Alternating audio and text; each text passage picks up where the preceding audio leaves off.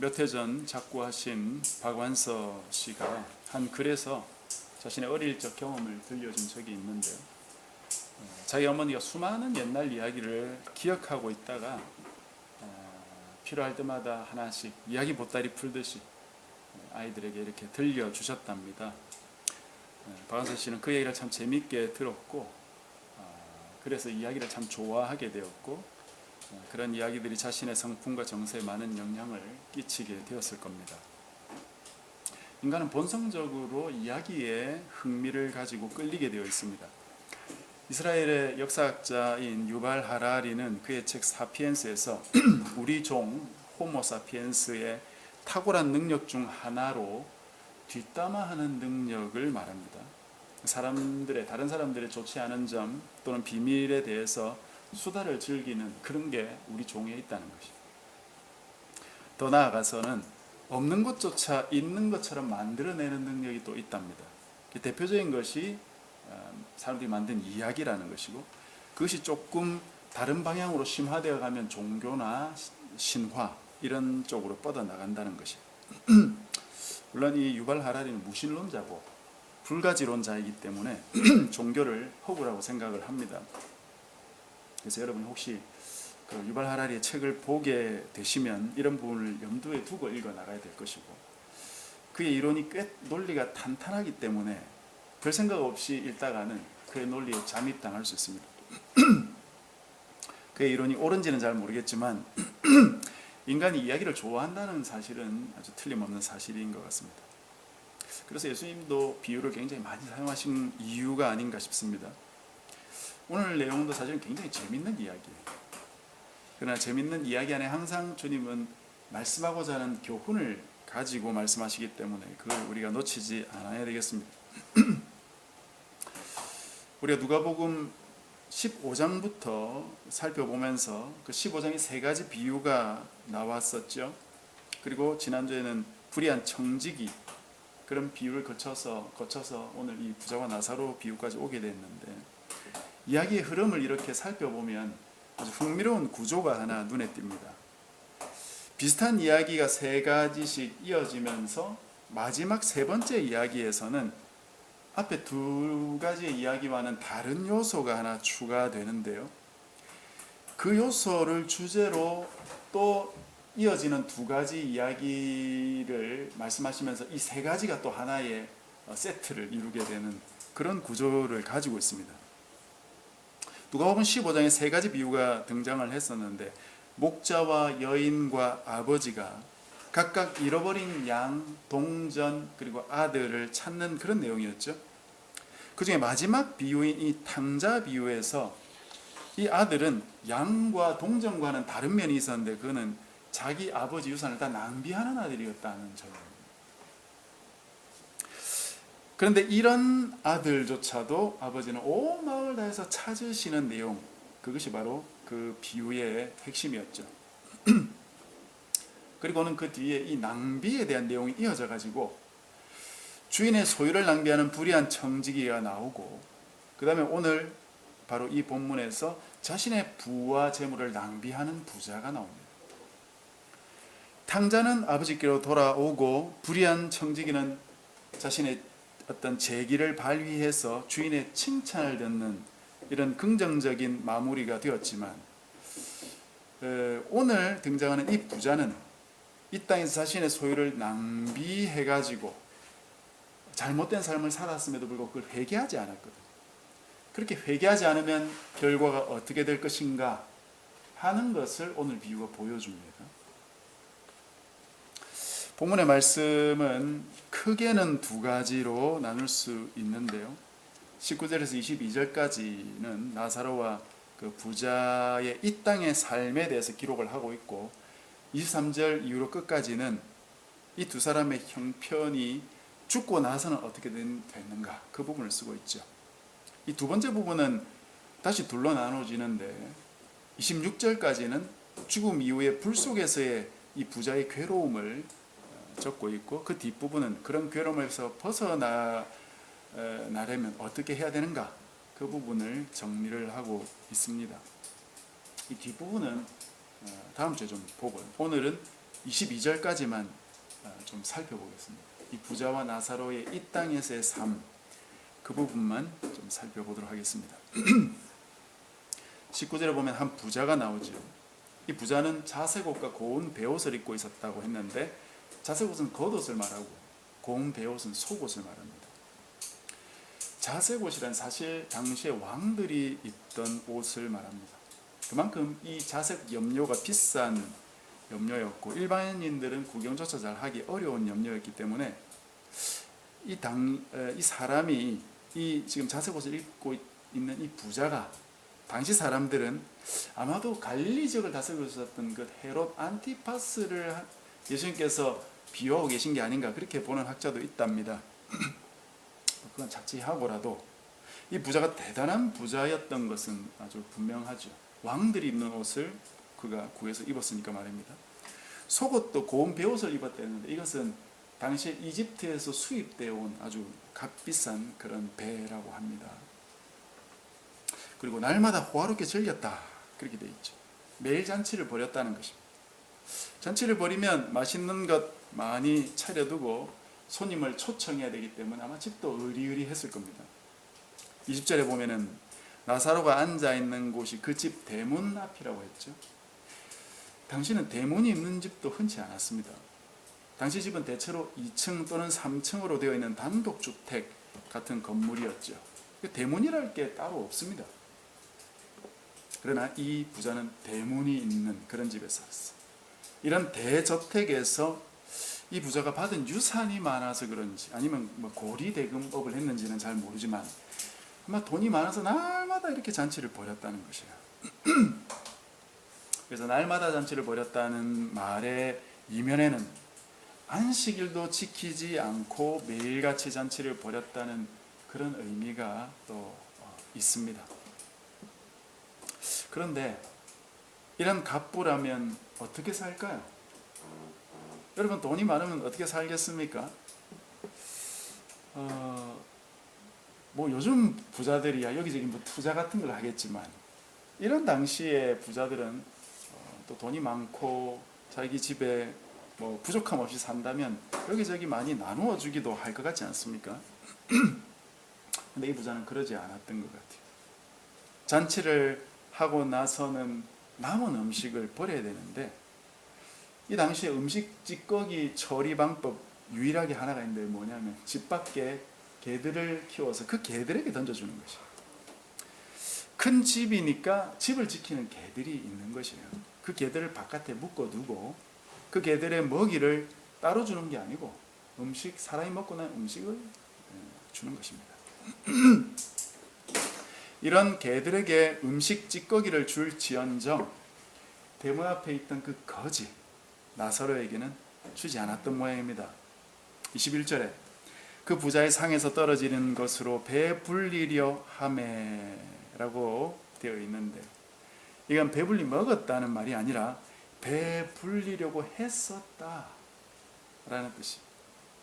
성경에서 무엇 하려 했다 하는 표현은 그게 잘 안 될 때 하는 표현입니다.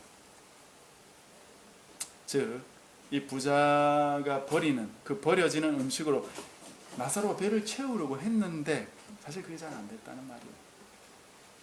그럼 부자의 고의죠.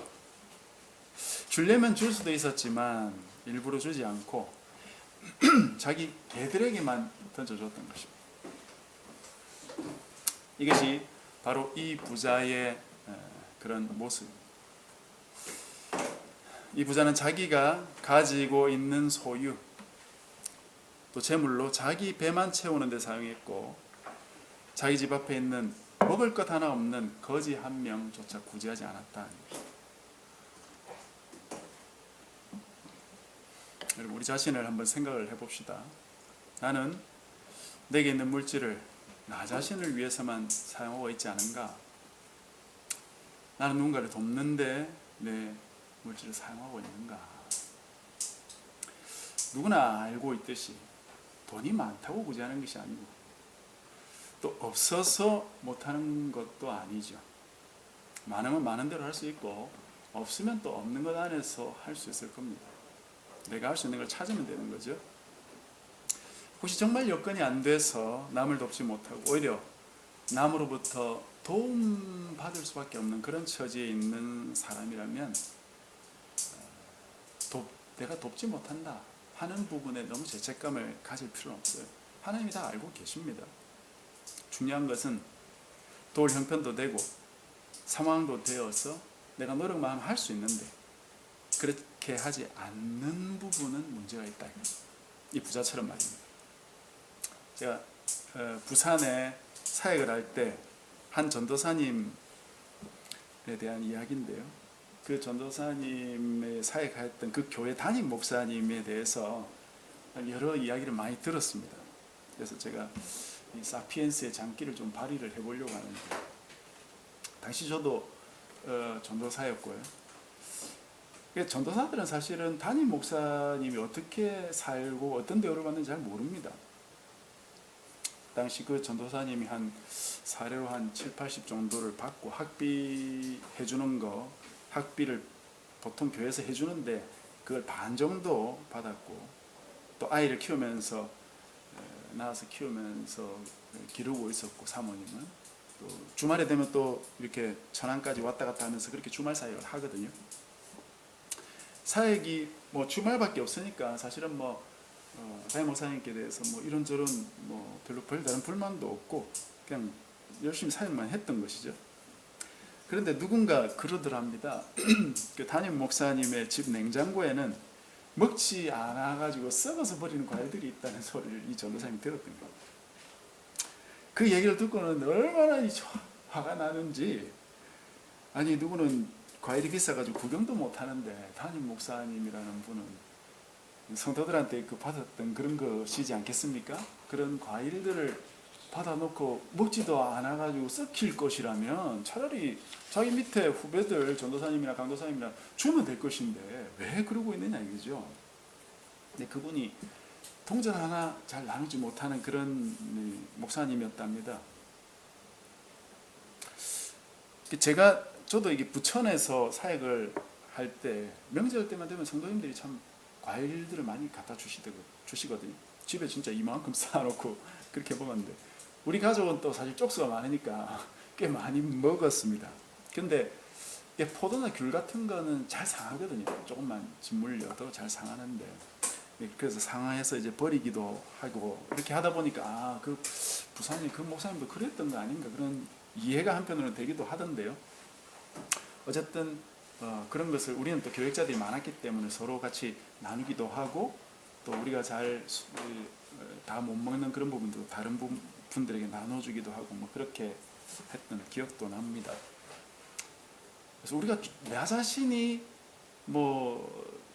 그런 부분을 충분히 가지고서 나눈다기보다는 누군가 주신 것을 또 함께 나누는 그런 것도 할 수 있는 것이죠.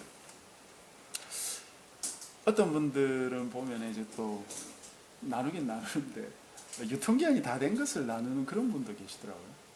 제가 이전에 제 아는 친구 선교사가 이제 그런 것들을 편의점 하시는 분들이 모아서 이렇게 주셨대요.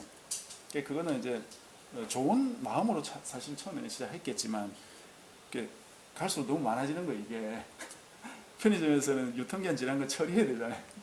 나중에 보니까 이 선교사님 또 남편은 목사님인데 그 가정에서 해결하는 어떤 통로로 그렇게 사용이 되었던 것 같습니다. 과연 그것이 정말 그분이 나누고자 하는 마음은 있으셨을 건데 진짜 마음을 다해서 어떤 면에서는 진짜 하나님 앞에서 나누고 있었을까 그런 생각도 해봅니다. 왜냐하면 성경에 보면은 이스라엘 백성들이 하나님께 제사를 지낼 때 하나님께서 1년 된 염소, 양 이런 거 정말 귀한 것 가지고 하나님 앞에 나와야 된다 그렇게 했는데, 이스라엘 백성들이 어떻게 하는 줄 아십니까? 저 뒤에 선지서, 예언서 이렇게 보면은 다 죽어가는 거, 저는 것, 팔다리 하나 없는 것, 이런 거 가지고 하나님께 제사 드렸다는 거예요. 진짜 가진 거 없는 사람들이 진짜 다 죽어가는 거 가져왔다고 하나님께서 화내시겠어요? 그런 게 아니에요. 그냥 버리지 못해서 그거 가지고 하나님께 제사 지내서 이렇게 해서 드리는 마음이 없는 거예요. 그런 부분에 우리의 모습을 조금 생각을 해보면 좋겠다는 생각이 들고요. 근데 20절에 보면은 이 부자의 대문 앞에 나사로라는 거지가 있죠. 예수님의 비유에서 등장인물의 이름이 나오는 경우는 이 경우가 유일합니다. 일반적으로는 한 아들, 한 아버지, 한 주인, 어떤 청지기, 어떤 여인 이렇게 나오죠. 사람의 이름이 나오는 경우는 없습니다. 비유에 이름이 나올 이유가 뭐가 있겠어요? 그런데 여기에서 예수님께서 이름을 언급했다는 것은 그 이름이 중요한 의미가 있다는 말이에요. 나사로라는 이름의 의미는 무엇입니까? 구약에 엘리에젤이라는 이름을 헬라어로 바꾼 이름이거든요. 엘리에젤이라는 이름의 뜻은 하나님은 나의 도움이시다 라는 의미예요. 즉 나사로는 하나님의 도움을 받는 자다 라는 뜻입니다. 그런데 과연 이 나사로가 이 이름에 합당한 도움을 받고 있는지 한번 살펴봐야 되겠습니다. 20절에 보면 나사로의 모습을 그리고 있습니다. 세 가지 정도 나오는데요. 첫 번째, 나사로는 헌대투성이랬어요. 몸이. 여기서 헌대투성이란 종기 같은 것이 몸에 많이 구석구석 나 있다는 것이에요. 몸에 구석구석 다치거나 종기 같은 것들이 있어가지고 겉모습이 흉했다 이것이에요. 그게 첫 번째입니다. 두 번째는 이 부잣집 대문 앞에서 나사로는 주로 살았죠. 자기 낮에 거처입니다. 세 번째는 이 부잣집에서 연애를 마치고 버린 음식을 주워 먹으면서 살았는데 그것도 먹기가 쉽지 않았다 그랬죠. 자, 이게 나사로의 처지예요. 이 나사로가 과연 하나님의 도움을 잘 받고 있는 것 같습니까? 이 나사로는 자기 이름에 걸맞는 것 같습니까? 아닙니까? 도대체 예수님이 이 사람의 이름이 나사로라고 말하는 의도가 도대체 뭔 것 같아요?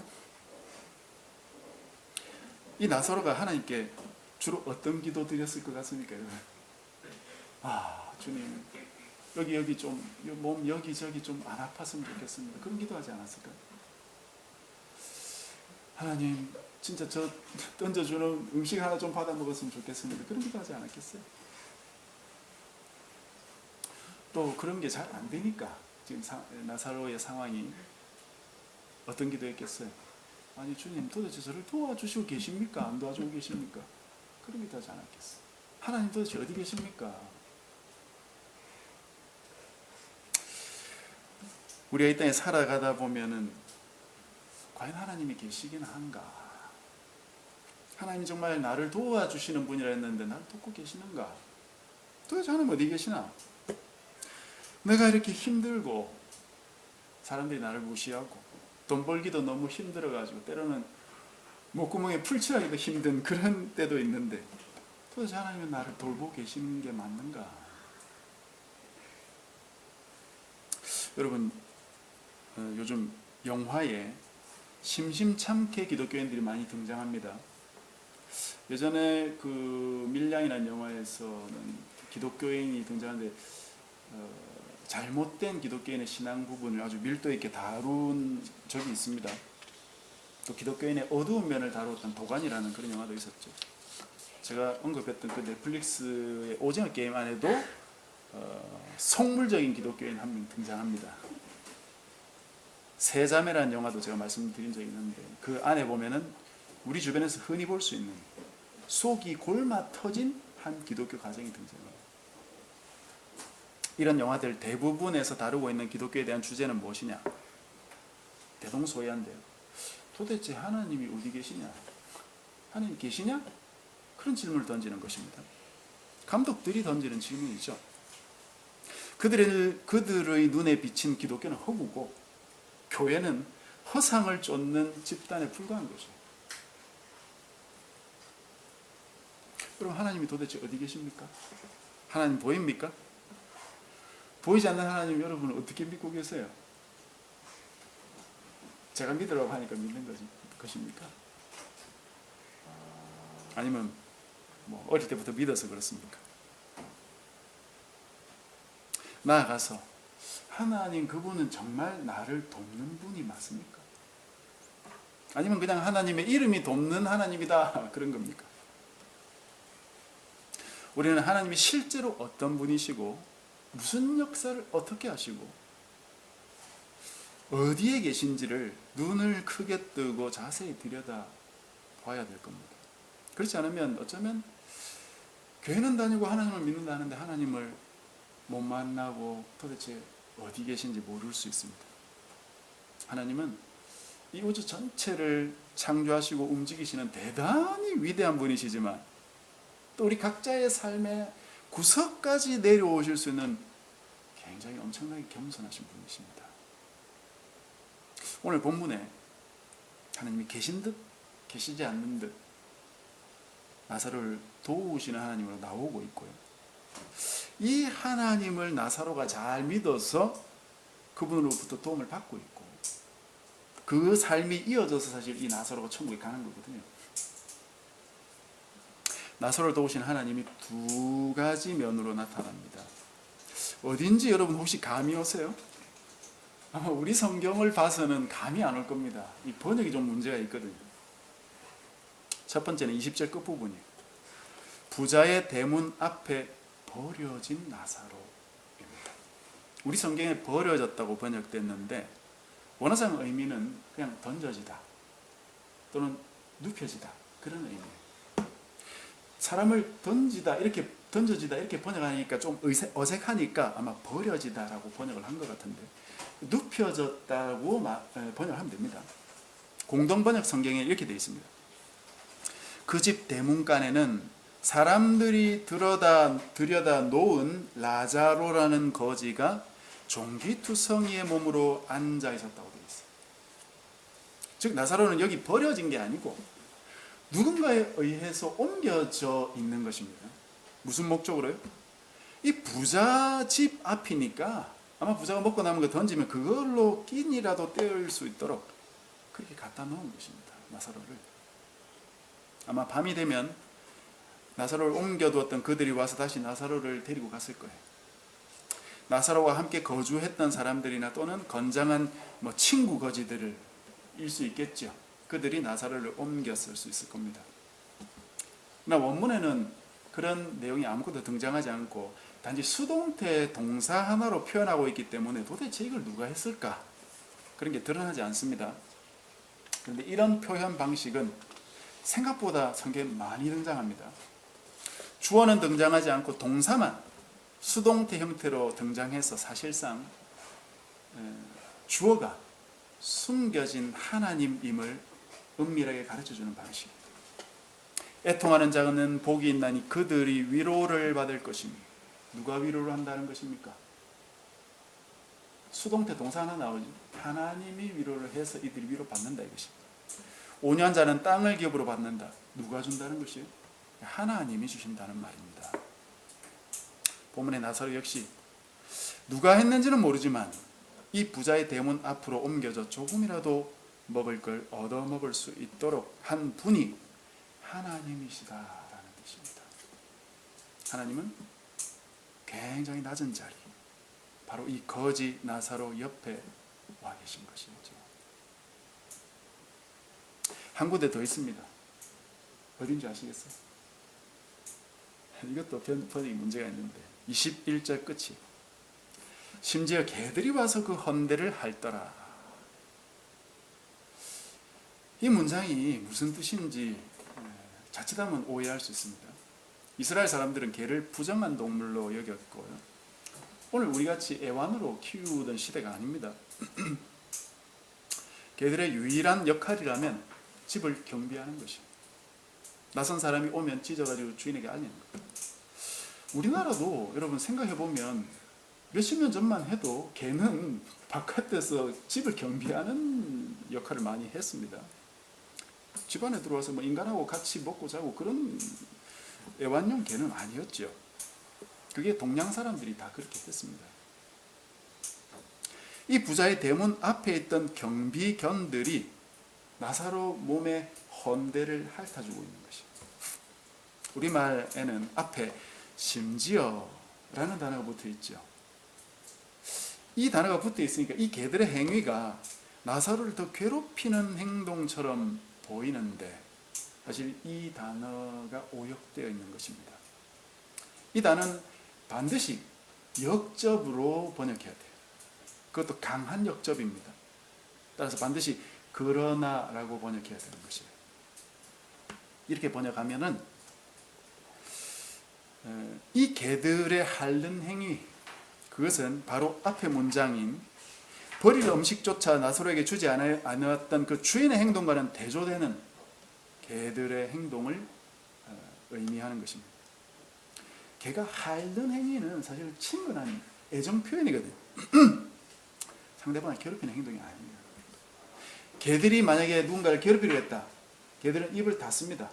으르렁거려요. 자기 이빨을 드러내고.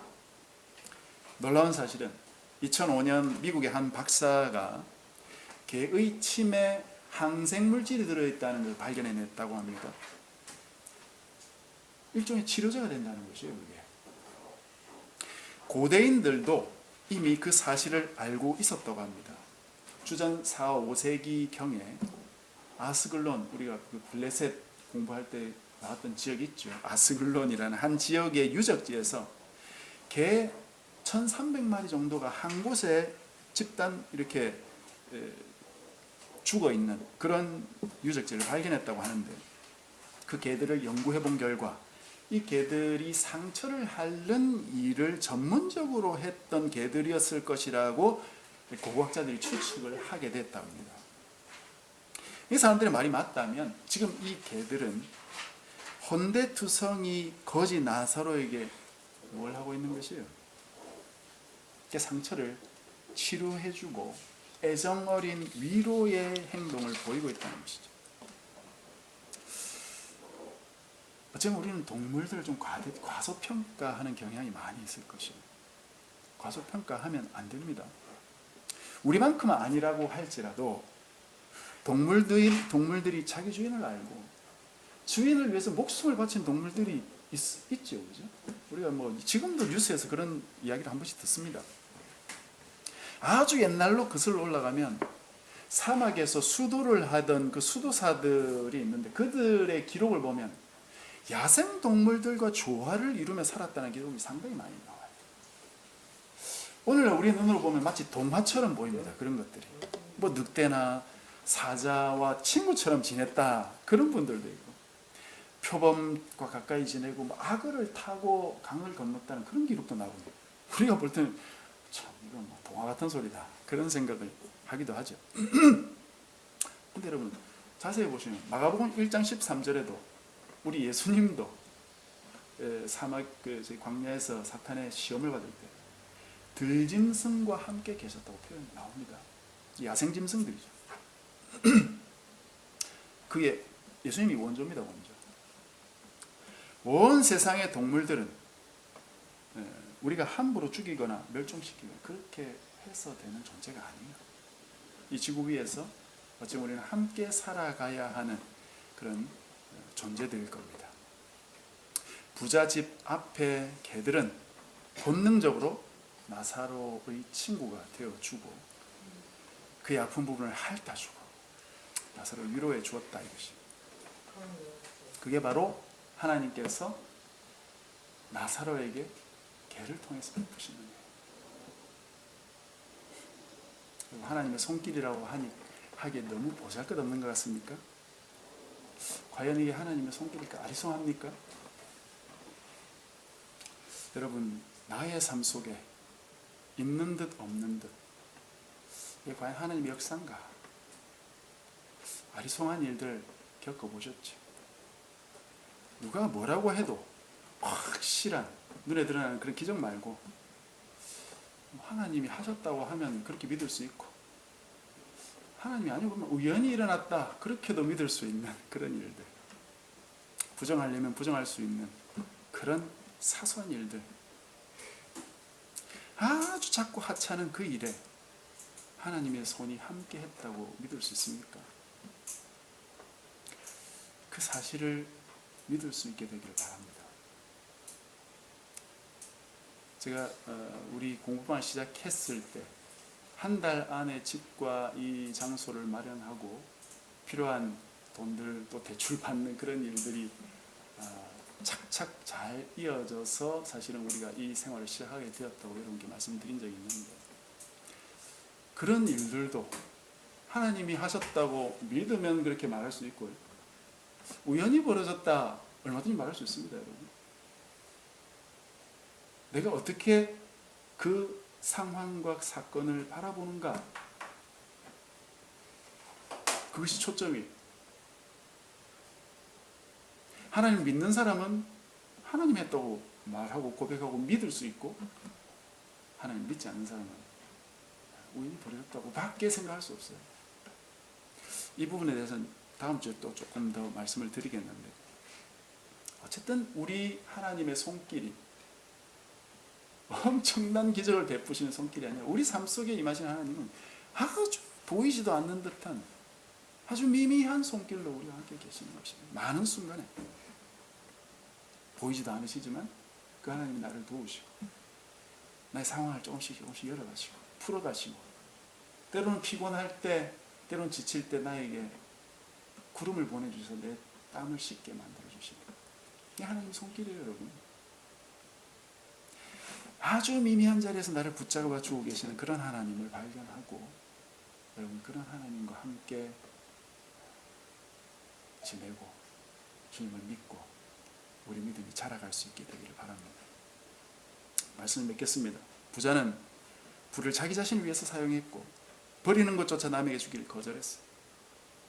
그런 철저히 괴로운 상황 속에서 이 나사로는 하나님의 돌보심을 받았고 낮은 곳에 임하신 그 하나님을 나사로는 만났습니다.